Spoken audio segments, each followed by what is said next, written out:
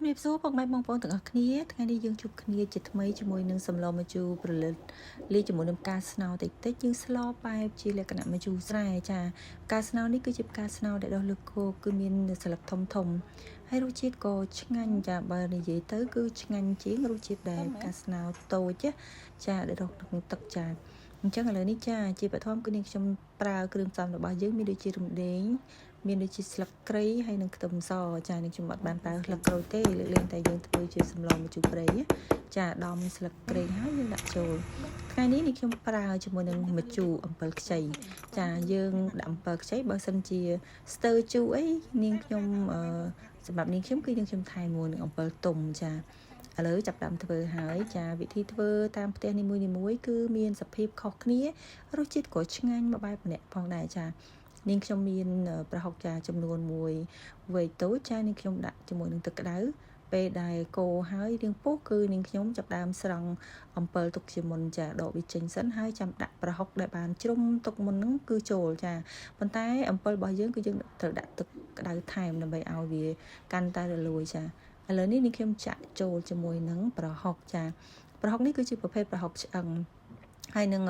បងប្អូនស្លម្ជូរបែបនេះគឺមានប្រហុកឆ្អឹងទើបមានជាតិឈ្ងុយល្អប៉ុន្តែបងប្អូនទៅត្រង់បងប្អូនប្រើប្រហុកសាច់ក៏បានដែរប៉ុន្តែរសជាតិហើយនឹងក្លិនគឺខុសគ្នាដែរប្រហុកសាច់ជាទូទៅគឺក្លិនស្រាលជាង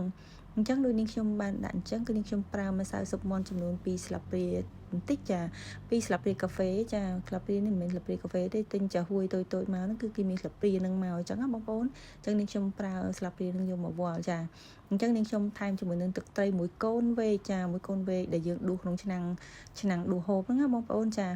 ហើយនៅនាងខ្ញុំចាក់ជាមួយនឹងអំពិលខ្ចីចូលអំពិលខ្ចីនេះគឺមិនមែនខ្ចីប្រហែលទេបងប្អូននាងចាស់ដែរប៉ុន្តែ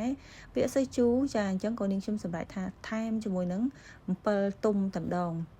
ឥឡូវនេះទឹកចាប់ដើមពុះហើយនាងខ្ញុំដាក់កូនត្រីថ្ងៃនេះស្លជាមួយនឹងកូនត្រីលាយកំពឹសបងប្អូនចានៅពេលដែលបងប្អូនដាក់កូនត្រីចូលហើយកុំបង្អង់យូរបងប្អូនត្រូវថែមជាមួយនឹងអំពិលហើយកាលណាបងប្អូនទុកយូរទៅកូនត្រីរបស់យើងគឺបែកខ្ទេចខ្ទីវល់ហ្មងចាអញ្ចឹងបងប្អូនដាក់ចូលជាមួយនឹងផលិតហើយបងប្អូនក៏ត្រូវថែមថយគ្រឿងឲ្យហើយទៅចាដូចជាបងប្អូនភ្លក់ឲ្យហើយខ្វះអីថែមនឹងចាសម្រាប់នាងខ្ញុំគឺស្ទើររសជាតិអំបិលចាអញ្ចឹងដាក់អំបិលនឹងទឹកត្រីហើយថែមស្ករមកលើទៀតឥឡូវនេះគឺនាងខ្ញុំថែមជាមួយនឹងអំបិលទុំចាដើម្បីឲ្យរសជាតិកាន់តែជូររៀងជ្រះចាសម្លម្ជូរកាលណាទៅស្ទើរជូរ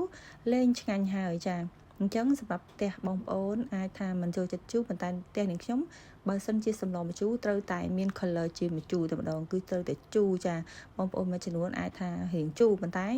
សម្លម្ជូរតោះតែជូររៀងជ្រះទៅឆ្ងាញ់ណាបងប្អូនចាហើយឥឡូវនេះគឺយើងដាក់បងចូលជាមួយនឹងផ្កាស្នោរបស់យើងចានៅពេលដែលដាក់ផ្កាស្នោបងប្អូនកុំទុកយូរពេកត្រឹមតែ1ពុះបានហើយចាហើយបងប្អូនបិទភ្លើងទៅហើយភ្លក់ចុងក្រោយនៅពេលដែលបងប្អូនដាក់ផលិតចូលហើយនឹងផ្កាស្នោគឺមានចេញទឹកចាអញ្ចឹងបងប្អូនត្រូវតែភ្លក់ឡើងវិញម្ដងទៀតជៀសវាងពេលដែលទុកមួយសន្ទុះទៅគឺសាបតែម្ដងចាឥឡូវនេះសម្លរបស់យើងគឺបានរួចរាល់ហើយចានេះខ្ញុំដួសថែមមួយកូនស្រាក់នេះគឺយកទៅផ្ញើបុគ្គលិកនៅខាងបឹងគីឡូចាដោយសារតែគាត់នៅនោះហើយចឹងមិនបាច់ធ្វើម្ហូបច្រើនកន្លែងទេធ្វើម្ហូបមួយកន្លែងហើយដឹកជញ្ជូនទៅតែម្ដងអរគុណជម្រាបលា